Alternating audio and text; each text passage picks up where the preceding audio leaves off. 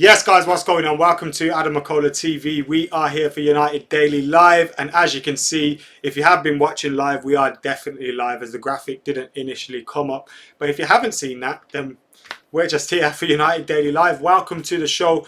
This is AdamMcKola TV, and United Daily Live is here every single night at 10:30 p.m. So make sure you're hitting that subscribe button. Make sure you're commenting, sharing, liking, joining the channel as well if you can, and of course keeping it locked to the channel as we have loads of news coming your way. And today we are talking Sergio Reguilon, who has made a decision on his future after we've heard the move to Manchester United is on, is off, is on, is off. There's a buyback clause, there isn't. Reguilon wants to join, he doesn't. And now we're hearing he has made a decision on his future and he has decided where he wants to be playing his football next season. Dortmund have reiterated their hard stance on Jadon Sancho, saying that he's going nowhere and they want 120 million euros for him, which is kind of contradictory, but you get what they're saying. And Bale is open to the possibility of a Manchester United move, although me personally, I'm not sure whether I'm open to the possibility of Gareth Bale coming to Manchester United. I'm really just not sure about that one at this moment in time. And there's reports that the Chris Smalling move to Roma could be off, coming from Italy in the last couple of minutes. Now, it's very interesting because in the last hour, we've had news that Chris Smalling to Roma was almost done. Chris Smalling had not been at a media day today. United players were getting pictures and videos taken for, like, you know, team sheets and all those kind of things that you see on the television.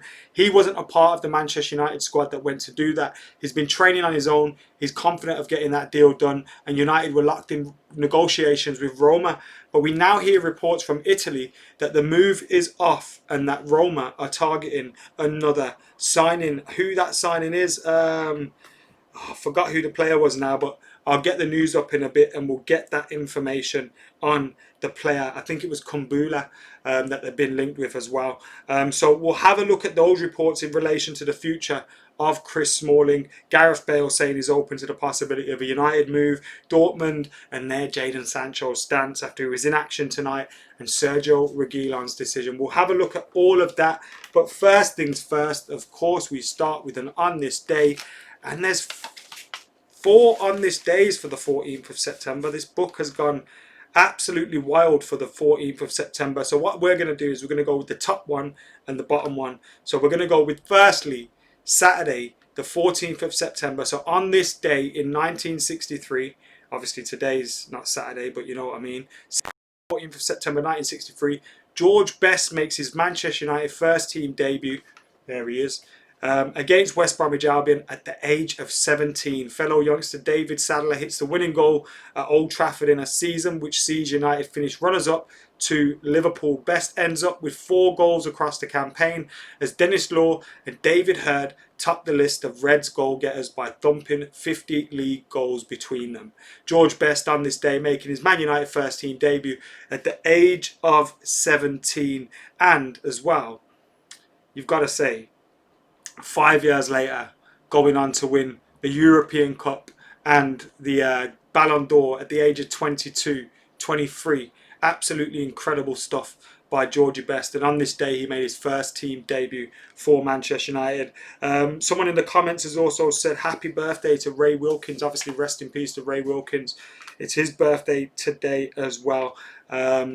Obviously played for Manchester United, played for Chelsea, played for a fair few teams. A legend of the game, and obviously rest in peace to him as well. Died recently, didn't he? It was like 2 years ago, a year ago.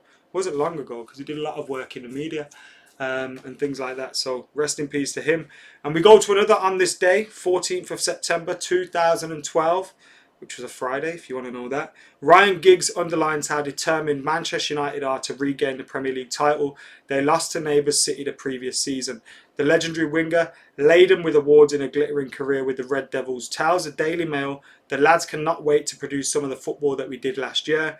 What happened last season was tough for everyone, but you just have to come back in the right manner, which is what we hope to do. It is going to be tough because there are a lot of quality teams out there, but you're always determined. We want to get it back. And guess what we did?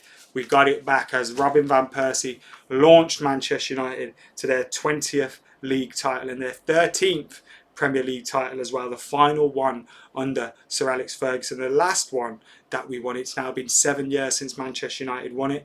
If we'd won it this year, it'd be an 8-year wait. Probably not going to win it this year. Could go 10 years without a league title. If we get this team right, if we get our signings right in the next couple of windows, there's no reasons why we can't be hoping to challenge and win the title before that 10 years is up. But doesn't look likely with the way the Glazers are going on Woodward, eh? But anyway, let's get stuck into the latest news, as we were saying. And according to Spanish reports, Sergio Reguilon is now close to joining Manchester United. Man United and Real Madrid are negotiating for Sergio Reguilon with a view to reach an agreement. The buyback clause is currently a problem, but the two clubs will eventually come to an agreement. Sergio Reguilon has already decided to sign for Manchester United. The signing will be closed in a matter of hours unless there is an unexpected turn. From Jose David Lopez, Spanish journalist out there in Madrid.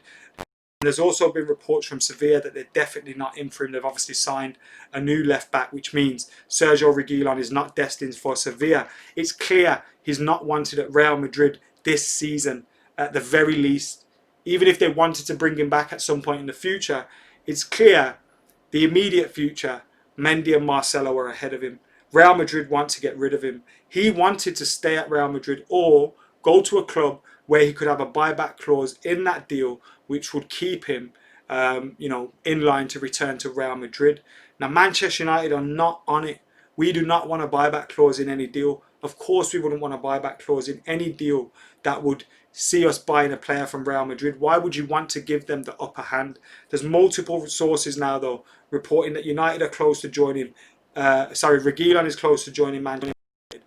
And whilst the negotiations continue and the buyback clause is a problem, it is believed that the clubs will eventually come to an agreement on Sergio Reguilon and he will join Manchester United. So Sergio Reguilon could be our second signing, but in the last 24 hours, 48 hours, we have heard multiple different reports in relation to this player's future, in relation to him not wanting to move without a buyback clause, preferring a loan move, all these kind of things because he sees his future at Real Madrid.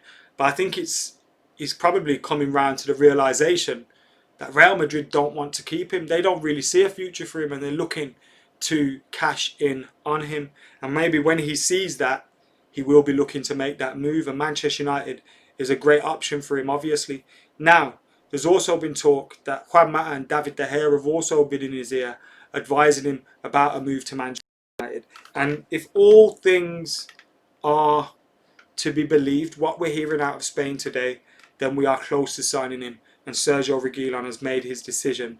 But we have to wait until we see some official, or at the very least, some more, insightful or some more reliable stories in relation to this one. So let's hold tight on it.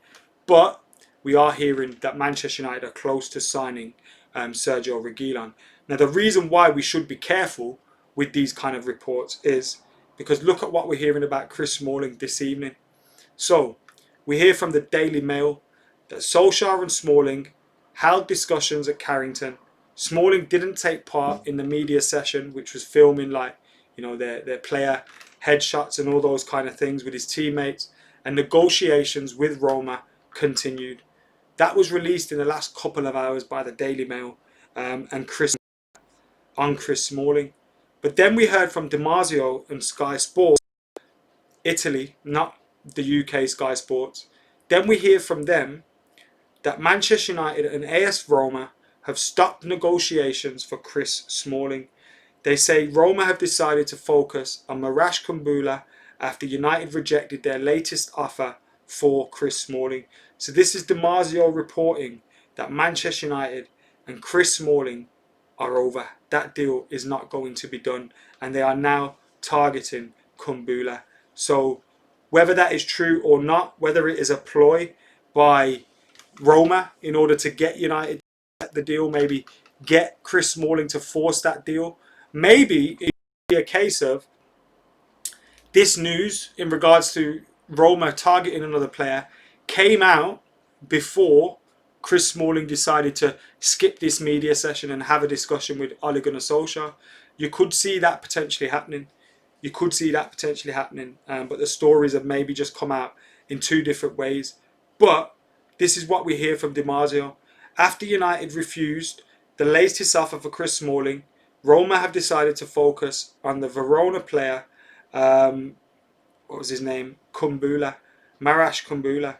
So that is who they are now reportedly targeting. Again, that is on a loan deal with an obligation to buy for 30 million euros. Maybe the kind of deal they were looking for from United. But United are looking to get cash money up front for any of their sales because of the simple fact that we need to bring the cash in. So this Chris Smalling move seems to have hit the rocks now. And whether it happens or not remains to be seen. I'm quietly confident, though, that Manchester United, who have made it pretty obvious that Chris Smalling doesn't have a future at the club, or at least a future in the first 11, which is what he would want. I think it's pretty clear now that his future's not here. And I wouldn't be surprised, like the Roma deal being us, probably not the worst thing in the world. United can probably demand more money from a Premier League club for Chris Smalling. Might see Antonio Conte, he wants everybody else that we're selling. He might come in for him or something. And we might be able to get a bit more money for him. Or with a club that's willing to just pay 25 million, 20 million for him. Because he is worth it. You know, we're hearing about bids of 18 million euros and 18, you know, Chris Smalling's worth more than that. If we were trying to buy Chris Smalling off Roma, what would they want? 40, 50 million for him? So, whilst we do want to sell him, I can understand why United wouldn't want to be lowballed by AS Roma. But who knows? Maybe if Chris Smalling forces the move, United are forced to take a lower price for him. But this one could rumble on a little bit more. Let's see what happens. Another one that's going to continue to rumble on, it seems, is the Jadon Sancho story to Manchester United. Now, it continues to be linked. It continues to be rumoured. Jadon Sancho was involved for Dortmund today and scored their goal in their cup game. Jude Bellingham scored as well. I don't know what the final score was in the end. But sources at Dortmund, thanks to United Report for compiling these rumours from the Times, sources at Dortmund have reiterated today that Jadon Sancho will not be allowed to leave Dortmund. They insist United failed to meet the 120 million euro asking price for Sancho and the deadline of August the 10th. Douglas Costa is a possible target for United if the club do not complete the signing of Sancho. Gareth Bale is open to the possibility of joining United on loan if a deal can be agreed with Real Madrid. United want to discard one of their current defenders before making a bid. Reguilon was an additional report by the Times, and Jones, Smalling and Rojo have been told they can leave. On that point of the defenders, Fabrizio Romano, who was on United People's TV, he's been doing the rounds, hasn't he, recently, and he's got his own podcast as well, and his own Patreon, Fabrizio, which you should go and check out. But he says United are concentrating on offloading Marcus Rojo and Chris Smalling. Rojo's agent is offering him to many clubs, including clubs in Italy, Spain and Argentina.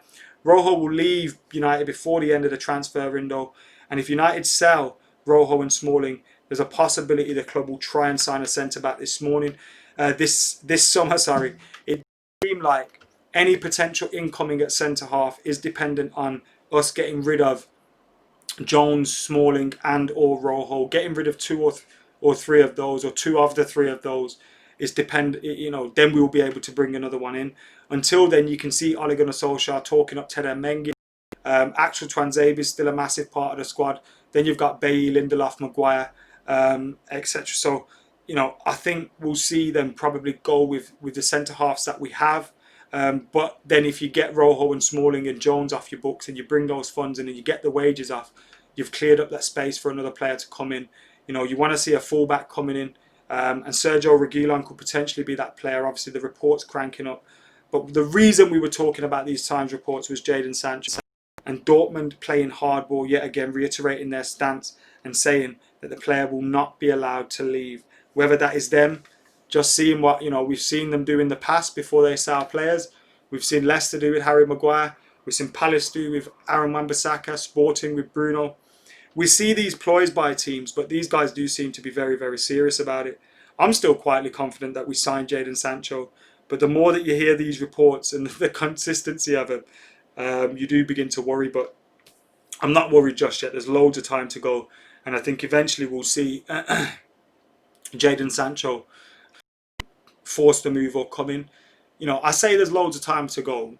You know, I would have liked Jaden Sancho to have been done by now, and I expect, you know, a club of Manchester United's stature and magnitude should be able to make that deal happen by now.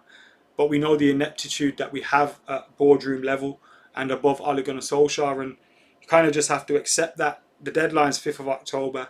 I think we'll eventually get it done.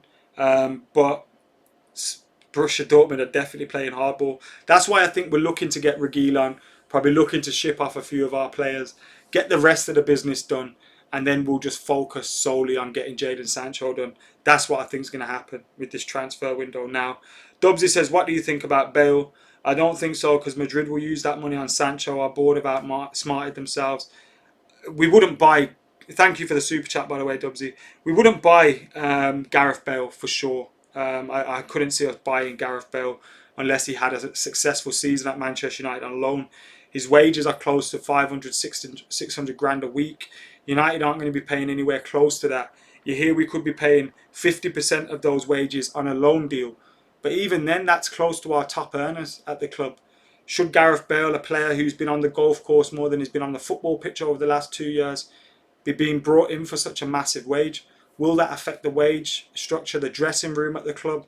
What happens if he's not playing? What happens if he's on the bench all the time? What happens if he's not in the squad all the time? And you're left with another Alexis Sanchez? Those are the worries. If you get the Gareth Bale that we know, and we know he has been, or I don't know whether he can still be, but he definitely has been. If you get that Gareth Bale, then any team in the world would want him. But I think it's just a big risk, man. I'd rather see us go and invest heavily in the market and get the players that we want. Why do you have to fanny it around bringing in a 300 grand a week loan deal when Jadon Sancho's there? Go and get him. Go and get him.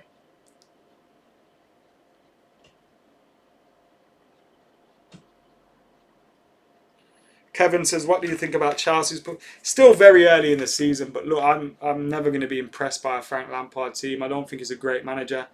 You know, Chelsea fans might say the same about our manager, but I'm commenting on Chelsea's manager. I thought today Brighton were clearly the better coach team. Chelsea obviously had the better quality of player, but even then, came from a poor placed pass and then, you know break, get a penalty, a deflected goal. You know, they were very fortunate. Reece James's goal was out of this world. It was a fantastic strike, but in terms of the better football, it all came from Brighton. Sky Sports touting Chelsea as title challengers.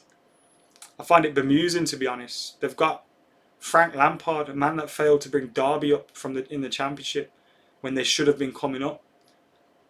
I don't see what they see, to be totally honest with you. I really don't see what they see. I really don't. Ross says, I say it every time, we need a director of football, and that's a fair point, but I say it all the time as well, that Ed Woodward is not going to relinquish any power to a director of football, so we may as well get those ideas out of our heads, to be totally honest with you. Not going to happen.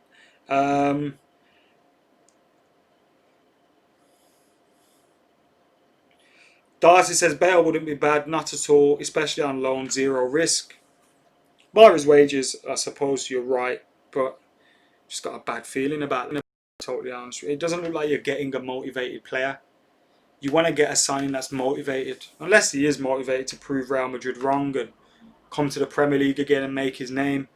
I just don't know, and I'm sure if we signed him, I'd get it and I'd be excited for it on a loan deal. But that's the positive, like that's if he goes well. I think there's as much a chance that it goes wrong if you sign Gareth Bale as it is if it goes well, which is a problem.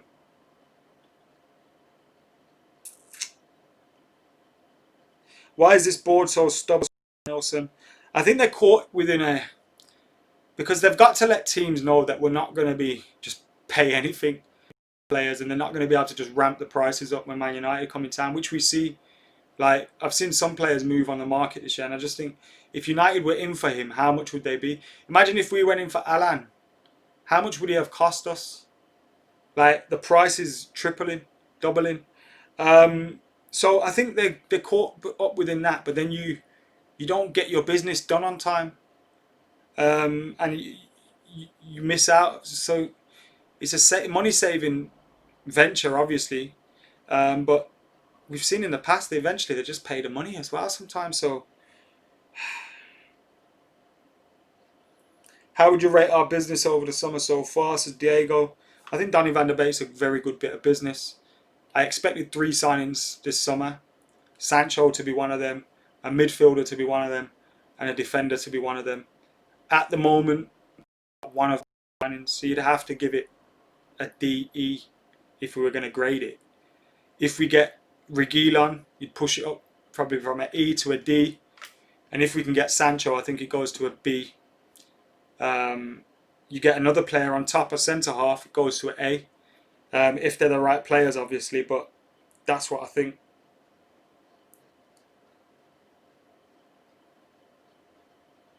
People from Manchester need to do something seriously about the Glazers, says Mohammed. I hate when people just pipe up about the Glazers during the transfer window. I've been widely critical of the Glazers since 2005. Obviously, I still have a season ticket at the club, so you could probably call me a hypocrite if you want, but that's something that I'll never give up. I don't buy the shirts for a reason. I get given them free every now and then because of the job that I'm in, but I don't buy the shirts for a reason. Try not to buy merch when I can. And the Glazers are a problem, but just moaning about them every time a transfer window comes around isn't the resolution. If we were going to get rid of them, we would have got rid of them in 2005, in 2010-11 when Beckham put the scarf on. It would have happened then. Moaning on Twitter and moaning in YouTube comments. And, like, it's just the horse has already bolted. Like, it's too late. You need 3, 4 billion, 5 billion to get rid of the Glazers. They're in such a comfortable position. Now, we can put pressure on them to act, and I'm all for that. Protesting against them, making them act, you know, forcing change, whatever. But you're not going to get rid of them. You're not.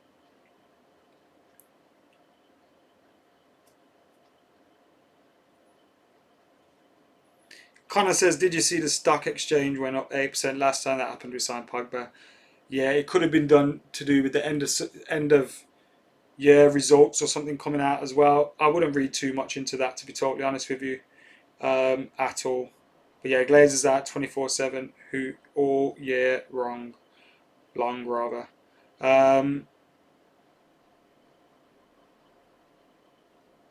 Thoughts on the 90 mil they stole that could have easily paid for Sancho? They've been stealing money for years. I still don't know where the Ronaldo money went. But there you go, I suppose. Remember that time when Bex put that on? Well, not that, but when he put it on.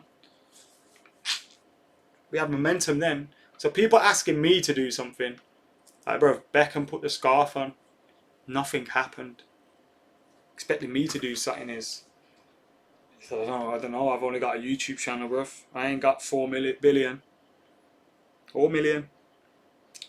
Anyway, guys, this has been United Daily Live. We have looked at the latest news that Sergio Reguilon has decided upon his Manchester United future. According to reports in Spain, and say he wants to join the club now. Following some talks with David De Gea and Juan Mata, and Manchester United are locked in negotiations with Real Madrid. The buyback clause is an issue, but it's believed that those issues are ironed out and a deal will be made. Spanish reports say a deal could be done in hours. Dortmund are taking a hardline stance on Jadon Sancho again and saying the deal is not going to happen.